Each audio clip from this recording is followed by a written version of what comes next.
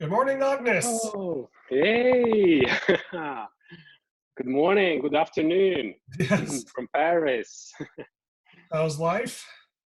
Perfect. I like your background. It's very rich in the flow and energy and pretty much I don't know, the content of life is there. So water.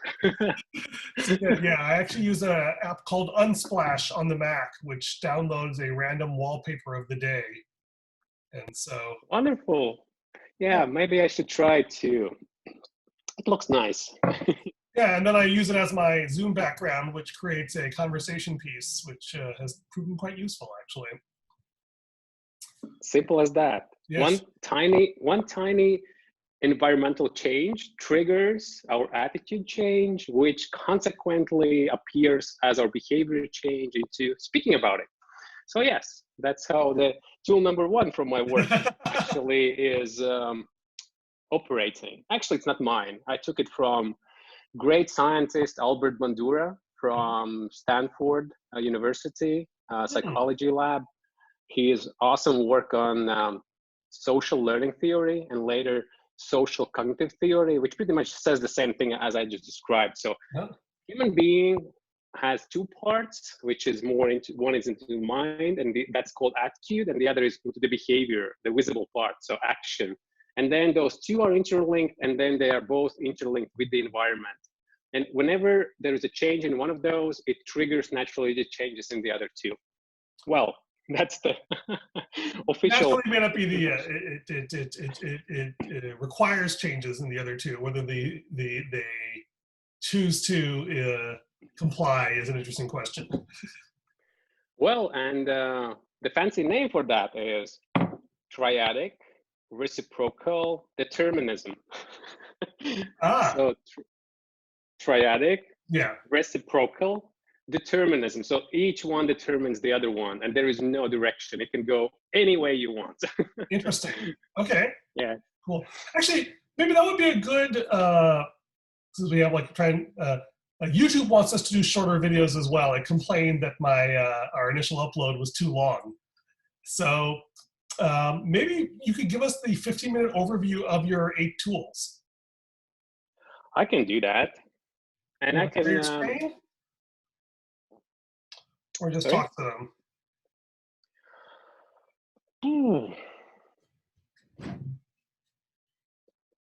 Yeah, I mean, yeah, I can do a walk through them as well, and also there is an option that I could use a particular example, and then we have two choices: any example, which means we can create one, and then I'm just telling about it, and then possibly using the basic tools in the framework to explain it, or I have some of the examples already pre-made. And examples, yes. But you know, in 15 minutes, I think the best is when I'm just speaking out. Okay. I mean, when I get into particular examples that I've had before, then it usually takes longer. Okay, fair enough. It just stretches exponentially. Well, what I can do, we can come up with what would be the most attractive case of a behavioral challenge. And then I actually can share my Being stuck screen. at home with your children for a month on end. Again, that's a good start, but then we need to get more specific. So that we have stuck to at home with your children.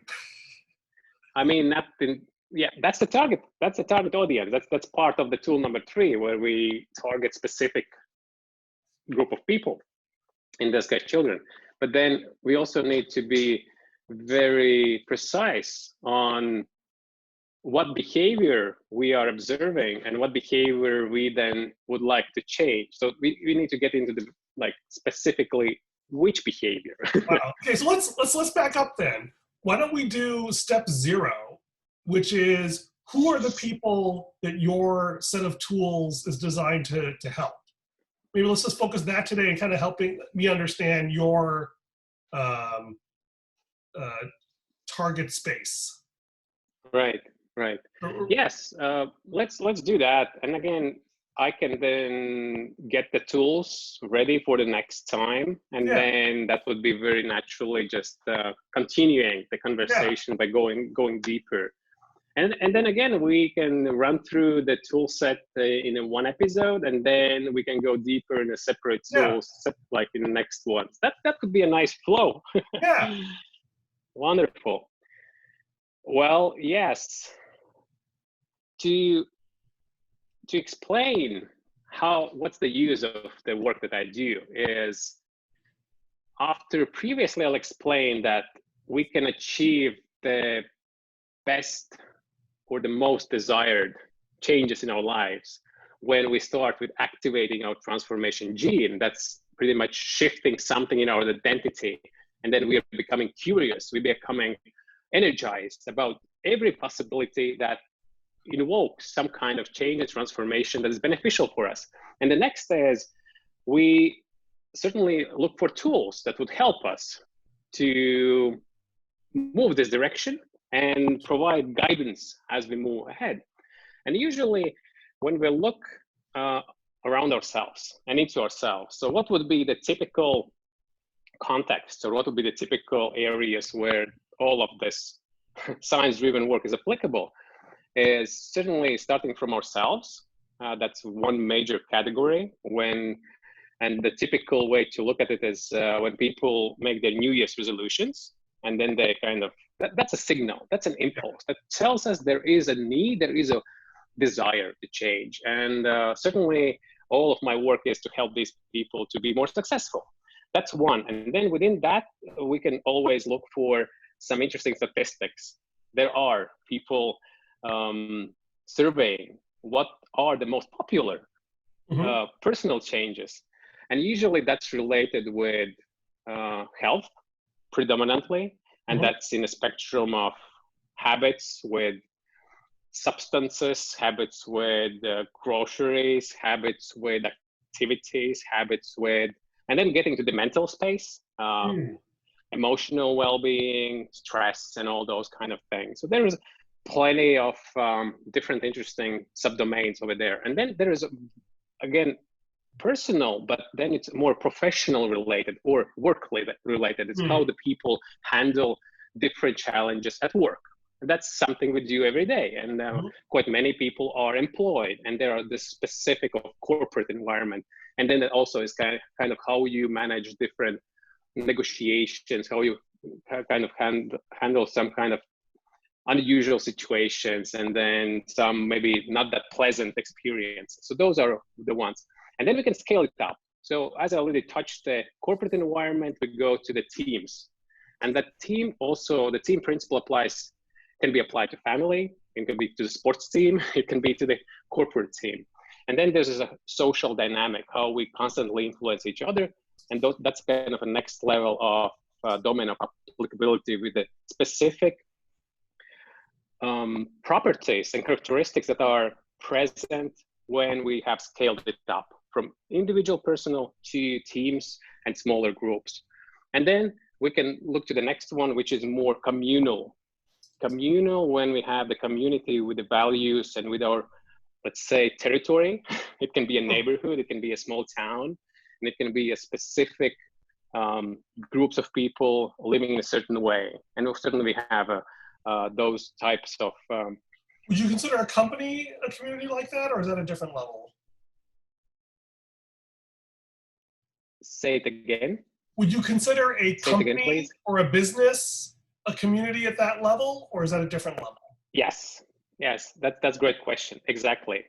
On that level, that's where possibly we are seeing as a small community, as a village, or as a group of people with a certain kind of rituals and commons. And that also applies to the larger corporate entities and units like companies. And when we have like multinational companies that can be branches that represent those larger groups of people that are driven by the value sets, vision, and traditions. And then the next is city scale. So when we really look at the large complex systems that actually incorporate all of those subgroups and sub-corporate activities and also sub-communal activities. But then at the same time, they share resources and they share these kind of invisible infrastructure systems, roads, electricity, water, and all the utilities and all the services that are handling the delivery of those services. And then this system can become even like more sophisticated, because at the same time they live in their own smaller kind of tribal kind of environments, but then they share the bigger platform, which is the infrastructure of the city. So that's the next. And then maybe the largest that we could imagine on our planet is countries. So countries also share mostly language, history, law, and again, rituals and different kind of important things for every nation. Right, and then to complete the cycle, I guess, the vision that we are trying to do is actually figure out how to do this at a global scale across the population, right? A human population, right? Exactly. This is very well spotted, because what happens next, and this is really giving us a good way to see the transformation not continuing the same way, where there are these subgroups which are based on the same set of like predominant characteristics that are driving them kind of closer together. Now we kind of open up to the world. And in that sense, we cannot imagine creating a unified culture or a unified language. We can do that, but that's not the point. We still want everyone to have their freedom and everybody have their democracy to operate in their subdomains. But then what happens in this last transition from the countries to the globe is it's the realization that we need to actually remove all of these properties that are originating from the subcultures, and then looking at what's purely innate for all of us. And that's pretty much, we need, at that point, need to look back to our human being, what it means to be a human being and what's important and what are the major properties for a human being. And this is how we then are actually peeling off all of the previously kind of collected insights and then looking at what would be meaning the well-being for a human being, what would be the good space of living for a human being. And that's when we kind of get going through the journey from the smaller things to the bigger things. And then at the end, it kind of collapses again. And then we realize, oh, it's all about us.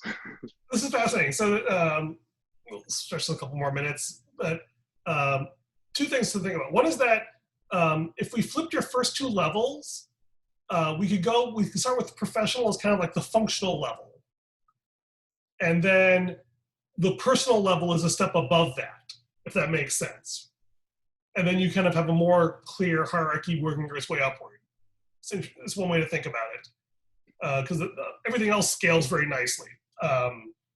And I think about functional capabilities is one area of growth. I want to build my professional skills, or I want to master archery or something like that. And that's a narrow thing, as opposed to my overall personal well-being, and then going up to the family, tribe, clan, like that. The second thing that's interesting, like 2 months ago, I would agree with you that the only thing we had in common was sort of our core humanity. This is a really unusual time where we, in some ways, have more in common with people living around the world and less in common with our immediate neighbors in some odd ways. And the thing that I'm actually one of the things I'm very excited about this current tragedy, as horrific as it is you've noticed that organizations tend to find solidarity when they face a common enemy, right? And people used to fantasize about finding aliens just to give humanity a common enemy to unite against. And we have this extraordinary, if painful gift, which is that we now, as humanity, actually have a common enemy. And it actually requires us to have certain global values that we share and optimize around as a planet, in a way that one could argue global warming wanted us to have, and we basically failed that test, arguably due to long feedback loops.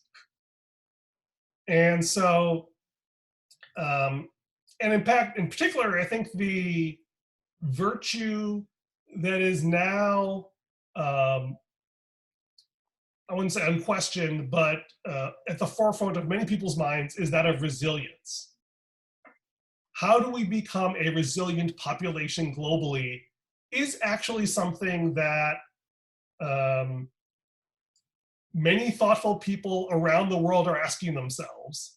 And what's interesting to me about that is that, I loved your hierarchy, and I would love to see us formalize that a bit, because I think that's a useful one, and getting, strict terminology around that.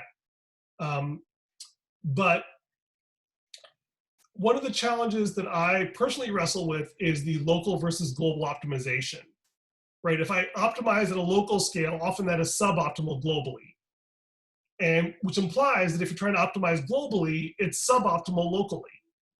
And I love the phrase that transformation starts by a redefinition of identity. One of the phrases that I've used, I was actually thinking about talking about, was what I call the fractal identity graph. I am an individual. I am a Prabhakar. I am a Californian. I am an American. I am an English speaker. I am a Christian. I am a physicist. These identities all exist, and they are occasionally in tension with each other, or occasionally one takes priority over the other. And how do we frame an identity where, and is it, being bicultural between the East and West, where I am satisfying the global needs, but also feeling like I'm being true to my myself, my inner child, my personal values. And so in some sense, it's the, how do we achieve a healthy, holistic identity that spans all those levels and all those competing demands? Great contemplation, and a very important one. And let me give you my kind of perspective on this. And we'll wrap up on that. Yes, very naturally, people have acquired and collected labels. Just like you just mentioned, a list of the labels that could be associated with your lifetime and your personality. And at the same time, it might be also delusional that people stick with those labels, because once you move from California to New England, who are you then? And who do you want to be? Do you want to be still Californian, or do you want to be a person from the New England? And when you will decide to become somebody else and cheer the other teams over there, or you would be deciding to be Californian for forever, no matter where you live. And therefore, I think that's one of a little bit of a surface level, where there's kind of labels that can be shifted around and they can be changing time over time. Therefore, my observation is the essence that would be helpful for unifying the local and global is rather when we go closer to such values or such things that people either want or don't want, or can or cannot. What do I mean by that? So if people want to be active in transforming themselves and helping others to transform, this is what they want.